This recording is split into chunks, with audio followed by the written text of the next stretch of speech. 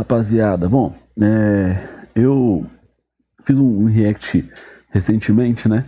E aí eu quero fazer um outro react em outro estilo agora. Também, né? Tem a ver com o nosso canal, porque nós iremos ver um pouco sobre a história do Luiz Barsi. Pô, o Luiz Barsi tinha que escrever um livro, né, cara? Pô, tá passando da hora, hein, Luiz Barsi? Pelo amor de Deus, né, cara? Você escreve um livro da sua história aí. Você já tá bem tiozinho, mano. Você precisa escrever, deixar seu legado aí através de um livro, né? Através de um vídeo fica muito vago, porque você acaba esquecendo de vários detalhes, né? Pelo menos eu imagino que sim.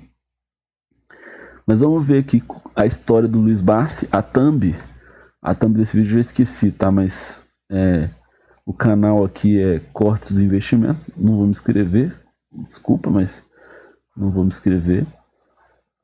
Eu acho que é um corte do Ações Garantem o Futuro, lá do AGF, né?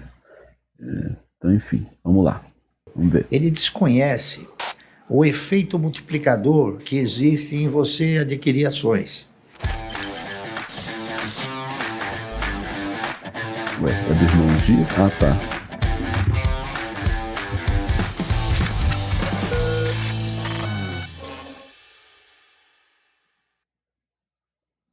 Mas eu queria fazer uma simples pergunta sobre isso, porque você começou, como a gente o Bruno colocou no Perini, resumo... né? Bruno Perini é um antigo tenente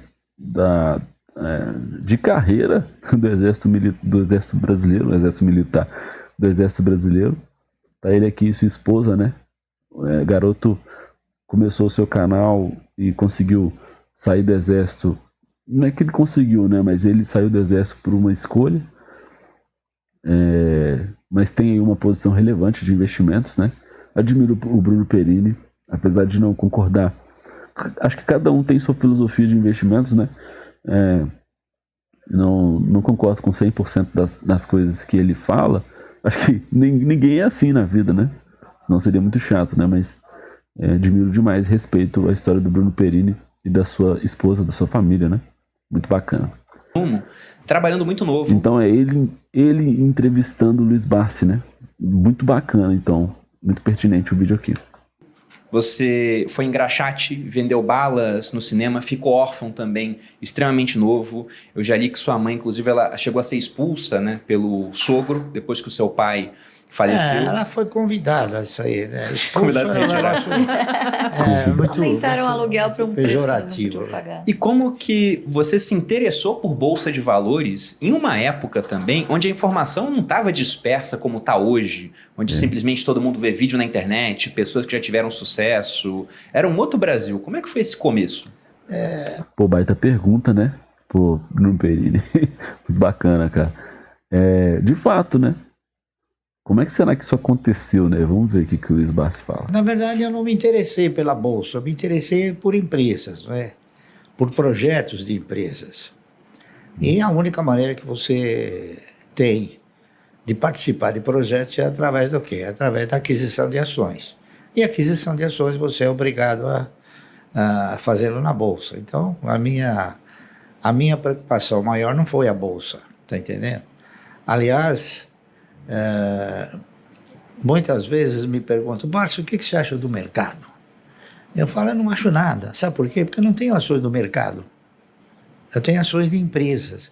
O que você acha da Bolsa? Eu não tenho ações da Bolsa, eu tenho ações de empresas. Então, se você quiser debater sobre as empresas, sobre as quais eu tenho posições, a gente vai debater. Sobre o mercado é muito difícil, né? E quantos anos você tinha quando comprou a... Ele não respondeu a pergunta, né? Por isso que é interessante, esse cara tem que escrever um livro. Alguém tem que ajudar esse cara. Porque ele foi muito vago na resposta dele, né?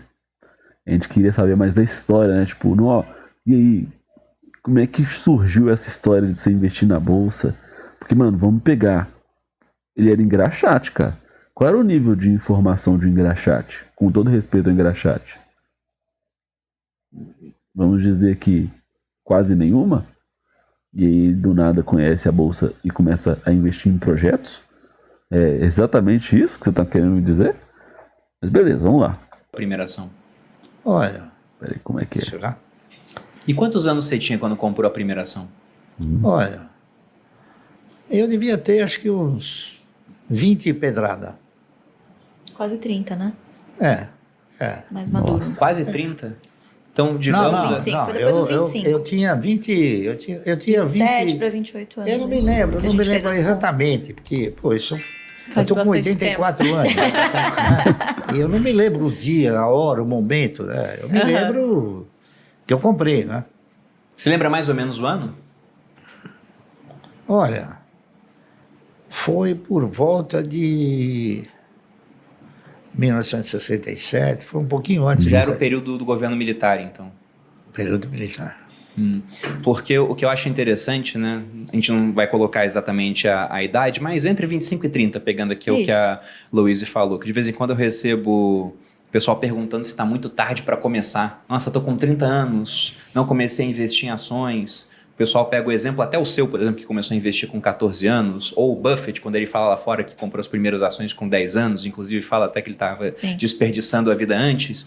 Então, lógico que começar antes é sempre muito melhor. Mas você não começou investindo logo de cara. Então, você trabalhou um tempo até descobrir É que sabe o o que investimento em acontece? empresas.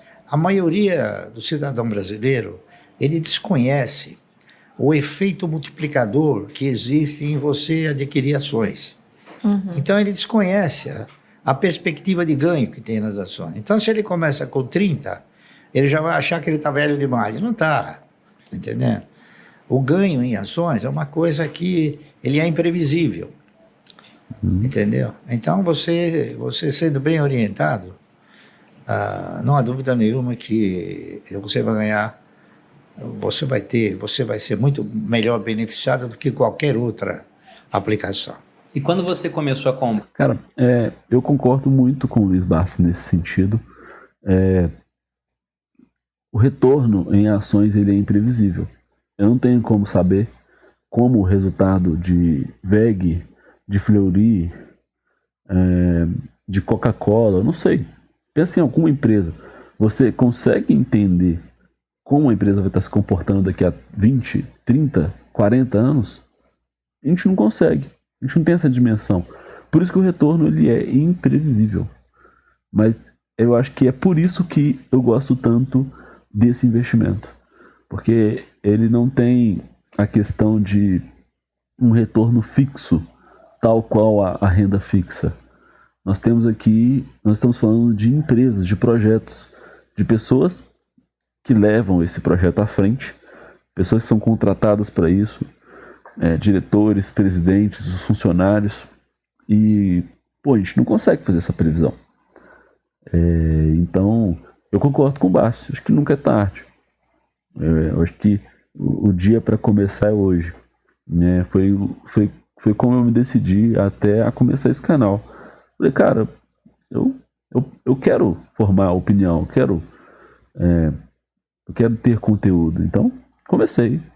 As pessoas querem, e as pessoas têm a necessidade de ver algo grande acontecendo de imediato. E não é isso que vai acontecer. Né? As coisas têm que começar pequeno para depois crescer. Né? Eu tenho absoluta certeza que esse canal vai tomar uma proporção grande, mas para isso eu preciso ter paciência, preciso seguir meu trabalho. Né? Concordo demais com o Bassi, no investimento em ações é a mesma coisa. A galera quer comprar hoje e amanhã quer ter o retorno, isso não existe. O projeto teve um dia para avançar, é isso mesmo que você está cobrando da empresa? Né? Então é um investimento de longo prazo e é um investimento que vai ter um retorno imprevisível, mas se você investir em empresas que têm uma boa gestão, que pensam em crescer, esse retorno tende a ser muito positivo. Né? Muito positivo mesmo, tal qual. Né? Vamos usar aqui para ilustrar o que o Bassi está falando. Vamos pegar aqui qualquer... Poderia pegar a Apple, mas acho que a Apple é muito... Vamos pegar a VEG aqui, ó. Olha esse retorno aqui, ó. Em 23% ao ano em 10 anos. Tá? Em 10 anos, no total, teve 723% de valorização. Que investidor há 10 anos atrás, lá em 2016, 2015, ia falar que a VEG ia valorizar isso tudo? O que ele poderia ter feito vou investir. Acho uma boa empresa. Gosto dos números aqui em 2016, ó. Gosto dos números, gosto da margem, gosto do que ela tem em caixa e o que ela tem em dívida. Acho que ela tem bom CAPEX. Vou investir. Independente dos proventos, né? Eu acho que talvez isso que eu vou divergir com o Bassi lá na frente. Acho que muita gente diverge do Bassi nisso. Mas, olha só o retorno que você teria em 10 anos. Olha aqui. Tem como prever? Não tem. Mas é muito positivo. Para essas primeiras ações, o intuito já era formar uma carteira que um dia seria responsável pela sua aposentadoria, pela sua previdência ou não? Eu pensei no seguinte, em 1970, 71, foi uma época em que a economia passou a exercitar uma forma mais real, não é isso? E, nessa ocasião, a maioria dos fundos de previdência privada começaram a quebrar. Então, inúmeros fundos que ainda hoje se comenta, né, que eram fundos particulares. Era Pereira Barreto, Providence, Montepio da Família Militar, GBOX, uma série deles, né? Então eu comecei a ficar, assim, eu diria até preocupado, né?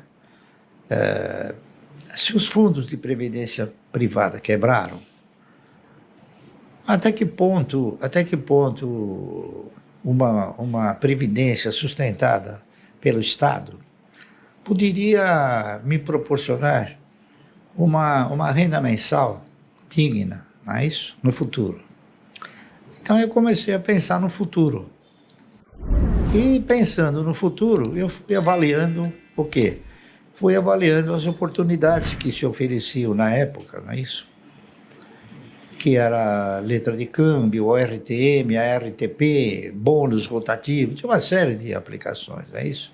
E tinha também ações que você participava no projeto de empresas, não é isso? Então eu fui fazendo avaliações e cheguei numa conclusão de que seria talvez um pouco difícil, não é isso? A Previdência proporcionar um retorno. Então eu fui buscar uma outra fonte de previdência, uma outra fonte. Então eu examinei inúmeras fontes, a RTM, o RTP, bônus, LC, tá certo? Contratos mercantis, enfim. Cheguei na conclusão que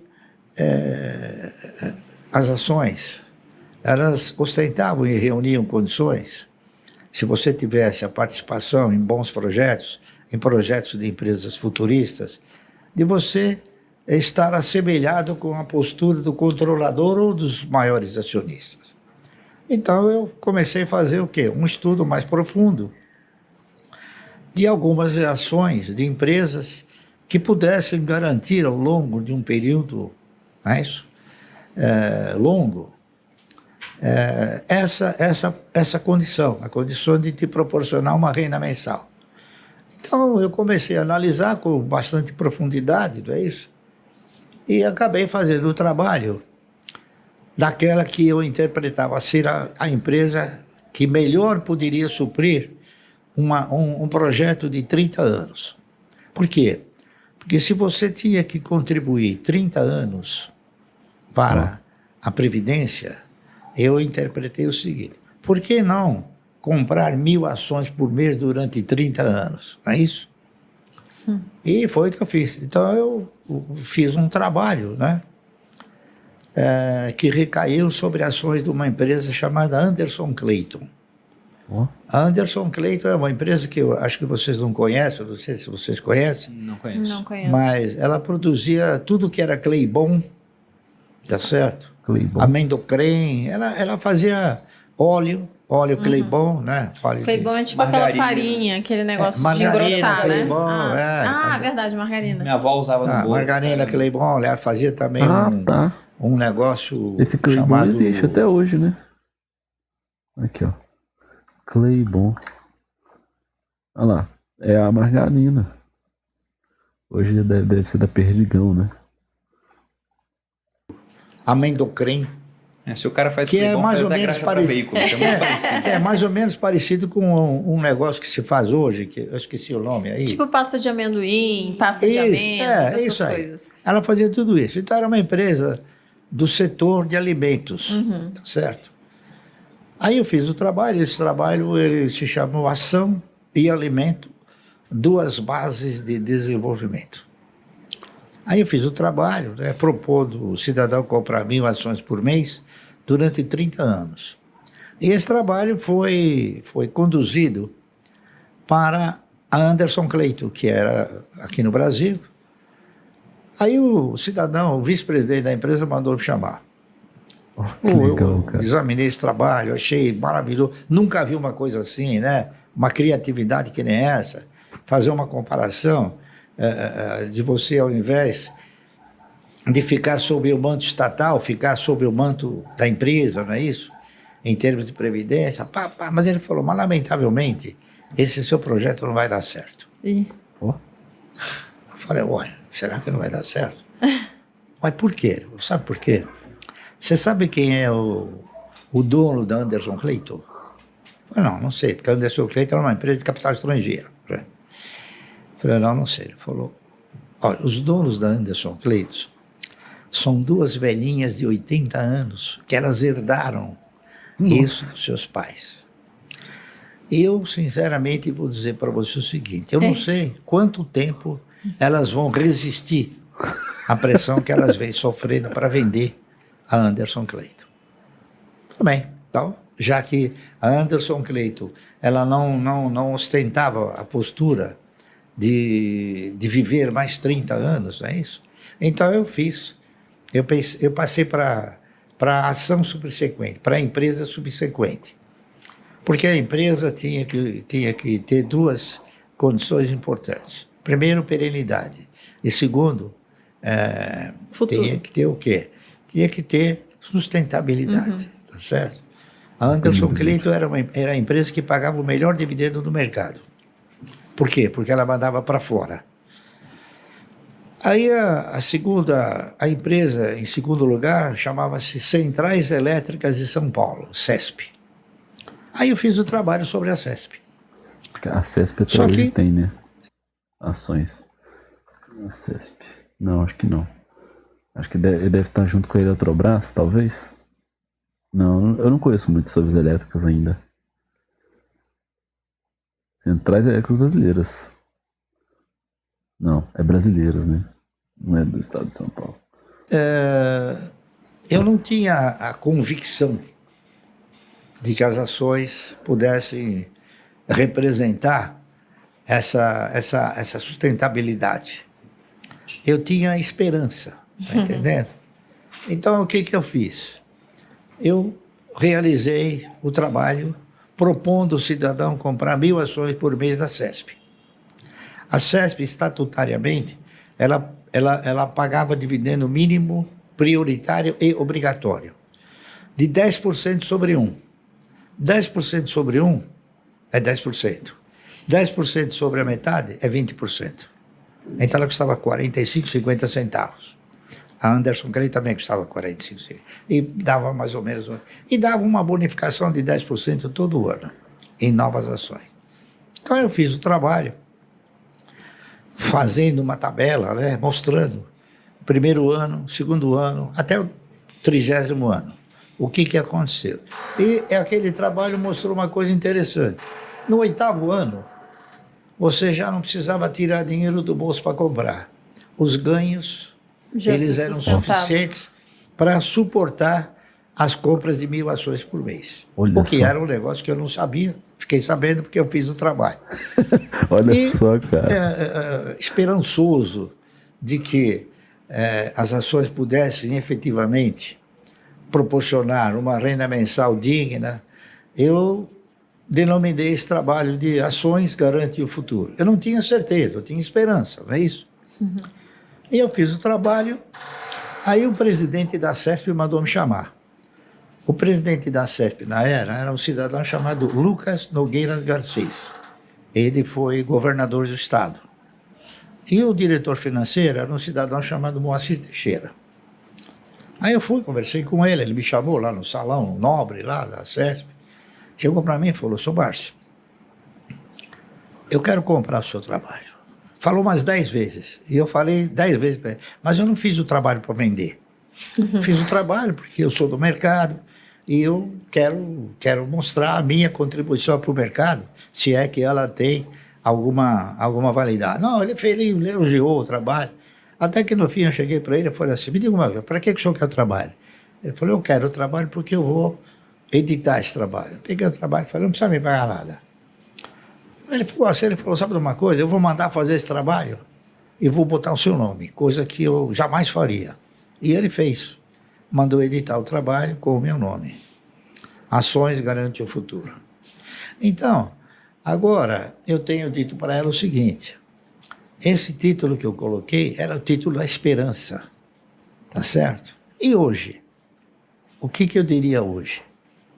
Eu modificaria esse título? Claro. Eu acrescentaria um O. Então, ações garantem um ótimo futuro. Com certeza.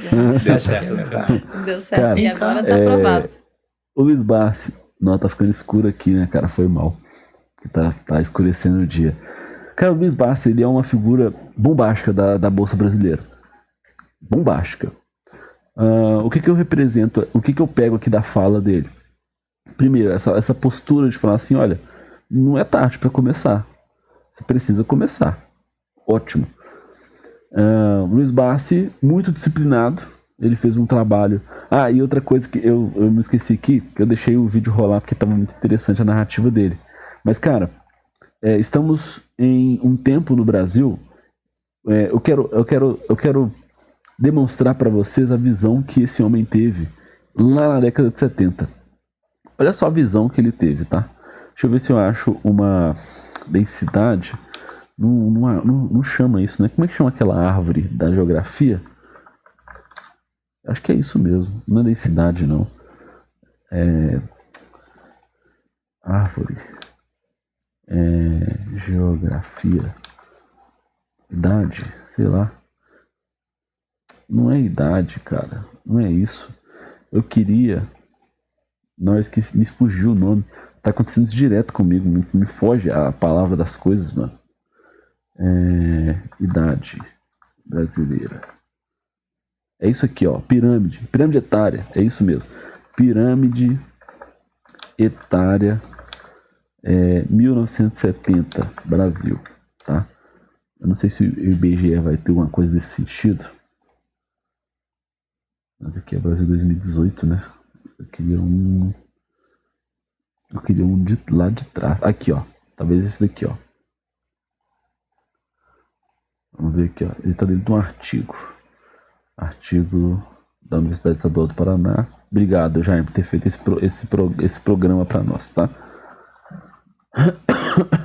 Não vou ler todo o seu trabalho, não. Mas eu vou achar a pirâmide atrás que eu quero mostrar. Acho que é essa daqui, ó. Faixa etária absoluta do ano 70. Olha só o que esse homem estava enxergando, tá? Não tem como dar zoom aqui não, Jesus. Zoom automático. Que isso, quer dar zoom não, velho? Já tá assim. Aí, ó. 300%. Aqui, ó. Olha só o que esse gráfico diz, tá? Pirâmide etária, vocês devem conhecer lá das aulas de geografia na sua escola. Esse daqui era o retrato de como era a faixa etária no Brasil. Perceba que, olha a quantidade de pessoas aqui que estavam nascendo, ou seja, a natalidade do Brasil estava muito alta, e aí isso representava que a força motriz do Brasil iria aumentar nos anos subsequentes, né? E existiam poucas pessoas em idade mais avançada aqui, né? Olha aqui, aqui, ó. Não deve dar nem 10% desses 2 milhões. É muito pouco. Enquanto quem tinha aqui 0 a 4 anos já era 6 milhões. Então, assim, uma quantidade muito pequena de pessoas mais velhas. E olha a visão que esse homem teve. O Estado não vai conseguir me pagar a minha aposentadoria. E, mano, essa visão ela é absurda para a época dele. Então, por isso que a gente tem que respeitar muito o Luiz Barsi, porque isso aqui não é qualquer pessoa que enxerga não, tá? Hoje a galera já não enxerga isso, né? Por quê que eu falo isso? E aí vamos terminar esse raciocínio, né? Deixa eu ver se temos aqui. Olha como é que já tá a pirâmide etária do Brasil de 2025. Espero que não abra outro... Abre um site, né? Abre o Brasil Escola aqui. É esse aqui que é a pirâmide etária? Aqui é de 2022. Mas aqui já traz até... Aqui vocês percebem o que está acontecendo. Já tem menos pessoas nascendo, isso é óbvio. Provavelmente vocês são de famílias como eu, que tem apenas 2 irmãos, 3, né, no máximo, né? E vocês pensam em ter um casal, que é o sonho de toda pessoa. E olha só, a maioria da população ainda está aqui, mas no futuro essa pirâmide ela vai se inverter. E aí vai ter muita gente aqui e vai ter pouca gente aqui. Aí sim é risco de não pagar. Mas olha só o que esse homem enxergou. Ele enxergou 100 anos na frente e falou: eu vou procurar outra opção para mim aposentar. Eu não vou confiar no Estado. E é isso que a gente deveria fazer. Não confiar no Estado. Porque quando a gente confia no Estado, olha só o que acontece. Tá? Para terminar essa narrativa.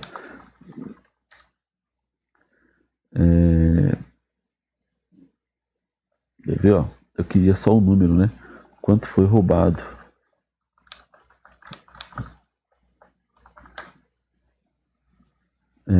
Atingiu 4 milhões. Não, mas esse número tá muito para baixo do que eu ouvi, hein? Aqui, ó, mas tem um vídeo no canal falando que teve 6 bilhões, ó. No canal da Band. 6 bilhões de pessoas. Aqui. Pode ter desviado, né? Mas mesmo assim, 5 dias. Então, cara, olha só o que acontece quando a gente confia em outra pessoa. Assim, administra o meu dinheiro para mim. É isso que acontece, né? Desviam seu dinheiro, né? E aí o presidente do INSS, Alexandre, foi até demitido.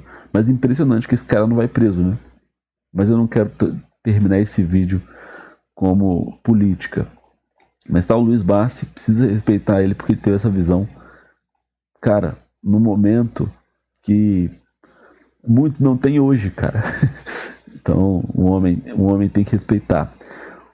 Eu concordo muito com o projeto dele, tá? Primeiro, ele tem disciplina, ele escolhe comprar 1000 ações por um determinado tempo, ótimo.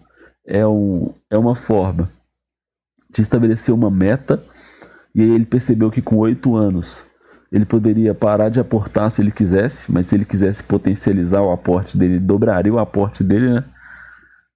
Eu só discordo dele em uma coisa, cara. Ele colocou o projeto em uma empresa só.